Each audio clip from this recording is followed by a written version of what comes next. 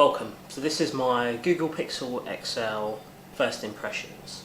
So if we go back to October the 4th, 2016, Google first introduced us to Made by Google, and it's more than just a hashtag. It was actually the coming out of their new product line and their step into kind of serious hardware devices. Fast forward to October the 4th, 2017, so I like the fact they kept the annual date. They gave us the second version of those devices, and despite many leaks, they were still able to kind of give us a few surprises on what they announced on the night. Now, I'm just going to focus on one of the things, as you would have seen by the title, and that is the thing I'm most excited about, which is the Google Pixel 2 XL. So right off the bat, I'm really impressed. The design is probably the one criticism on last year's flagship that I wasn't really quite feeling, and they've kept the kind of iconic identifier, but they've also improved on it. So they've got a better screen to body ratio on the Pixel 2 XL. It's almost edge to edge, but not quite Samsung S8 or LG V30, but it's still hugely improved. The iconic glass at the top and aluminium at the rear on the device is still the same, although the glass at the top has slightly shrunk a tiny little bit. The fingerprint scanner still remains on the back, and it does still have the 2.5D glass on the front of the device, which slightly curves around the edges, although not prominent like some of the Samsung Galaxy range. It is now IP67 rated, which is really good, and one other thing you'll notice on the front of the device is the fact that there is now two front-firing stereo speakers. Big thumbs up. Thank you. This is exactly how every single speaker setup should be on any device ever made. Simple. It just makes sense. It just makes sense. And for those of you wondering in terms of the actual glass they're using on the front and resolution, etc, it is Quad HD. It does have the new aspect ratio, which a lot of 2017 devices are using, and it is POLED. So colours are really popping, the contrast is really nice, the saturation is really good. Anyone who's used an OLED, AMOLED screen before will know what to expect from that kind of panel. So as we move on to the performance, with my brief time of using it, it continues the tradition of being absolutely buttery smooth. You've still got the 4 gigs of RAM. It's using the latest chipset from Snapdragon, so previous one had 821, this one's now using the most up-to-date, which is the 835.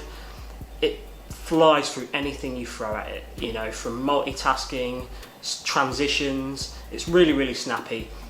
Even to this day, the previous Pixel, still, in my opinion, one of the best performers from a UX point of view of any Android phone, certainly, and this is only going to improve on that.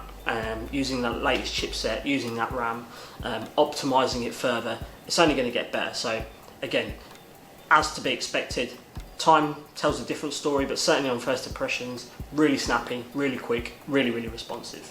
So performance, I don't see there being an issue with performance. Now, one of the main things that Google focused on last year was the Google Assistant, and that still remains, and that still is front and center. And if anything, it's improved from last year, because the great thing about Google Assistant is it's powered by that machine learning. So the more people give it, the more it's learning, the algorithms are constantly changing. So it's back again, it's slightly more contextual, it's slightly more humanized, but it's got an extra kind of few added tricks up its sleeve, and one of those key things is Google Lens. So Google Lens allows you to highlight a picture or highlight an image using the camera, or take a picture using the camera, and by identifying what's in that shot, it can then give you information based on what it is. It can identify it, it can give you more similar images like what you're looking at. So if you're looking at a piece of art, it will tell you the artist and the name of the painting, and then also list other paintings by said artist. So it's a really cool thing. I know some other companies have had similar things, so if I think of Samsung with Bixby Vision, that kind of, you know, identifying what you're seeing is pretty much based on that, but the fact it's coming from the Google database kind of gives it a lot more credibility. And again, on face value, I had a brief use of it, and it's really good, it's really impressive. So I can see that being a big win going forward for Google. And the other trick that Google Assistant has added is how you activate it. So we all know that OK Google, activates the device, and we also know that pressing and holding on that home button will also activate Google Assistant. The third way of activating it on the XL and also the Pixel 2 device is actually squeeze to activate. So you may be familiar with this from the HTC U11. It has adopted that. You can change the sensitivity, but at the minute it just activates Google Assistant. It would be nice if in the future you could remap that. I think personally it'd be nice if I could use that to kind of activate the camera, but we'll see if Google will enable that in some of the APIs. So on to my favourite bit, which is the camera, and last year Google came out with a bang in regards to the fact that they had the highest rated DxOMark camera with 89, which later changed to 90. Now, fast forward to today, and previous to the Google announcement, the iPhone 8 Plus and the Galaxy Note took top spot with 94, and following the announcement of the Google Pixel 2, that absolutely smashed them with a score of 98. Now, don't shoot the messenger, that's just what DxOMark say, and personally I always take DxOMark with a pinch of salt, because A, it's their opinion based on a test they created, and B, smartphone cameras are so impressive at this moment. Preference plays a big part of it. It is not one size fits all. Some images come out far more kind of contrasty, far more saturated, some are more true tone, some are more, real life in a sense. There's a big part of preference that plays in terms of what you think the image quality is, and if you think it is the best. So again, one size doesn't fit all. Smartphone cameras, you pick any flagship smartphone camera and they will all do 90% of the job what most consumers use it for, which, let's be honest, is social networking, sharing with friends via WhatsApp, iMessage, that kind of thing.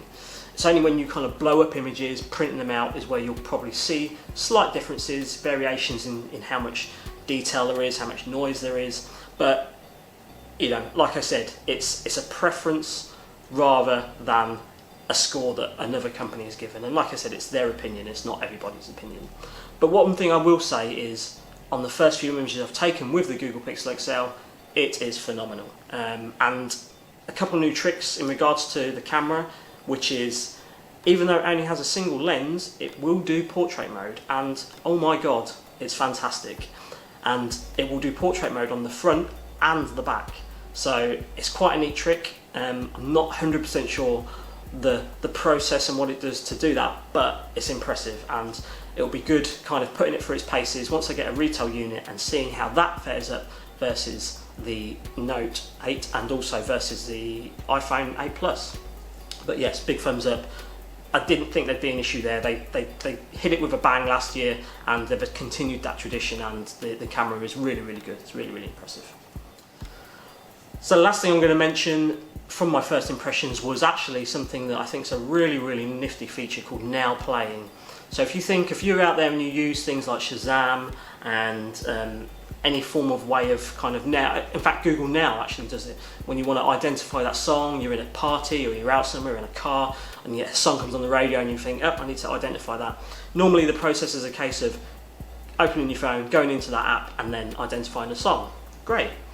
Now Playing is a feature that is actually implemented while the device is off, so you've got that always on display, and if you're in a vicinity where the music is playing, at the very bottom it will identify the name of the track and the artist.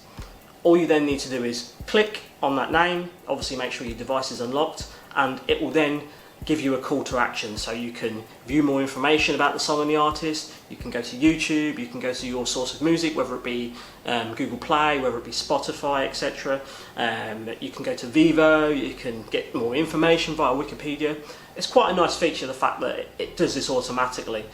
You can toggle this on and off, but this is something that personally I would benefit from, because there's always that time where you want to identify that song, and sometimes I'm actually put off by the actual process of unlocking my phone, getting the app, turning the app on, and by then, especially if it's a clip of some music, you've missed the opportunity. So I think that's a really good feature, nice kind of addition from Google. So again, big thumbs up from them. So that's all I wanted to talk about for now. This is just an early impressions on the device and how I feel about it and what I think stands out. I think Google have done it again in terms of producing a really, really impressive smartphone, and it certainly fits right up there with the current kings of the smartphone realm, whether it be your S8s, your Galaxy Notes, your iPhone 8, your iPhone 8 Plus. It really does sit right up there, and it certainly will challenge that top spot of kind of flagship of the year. Let me know your thoughts in terms of what you've seen so far and what you think of the devices, whether it be the XL, the device I've just spoke about, or even the Pixel 2. Please leave some comments below. If you like the content, give it a thumbs up, that really helps me out. Even better, give it a subscribe. That will really help me out also. And leave some comments below. I do strive to kind of get down there and reply to any comments, good or bad.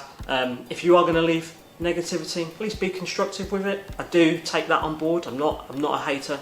So leave me some feedback, leave some comments, thumbs up, subscribe, and I shall catch you later. Peace.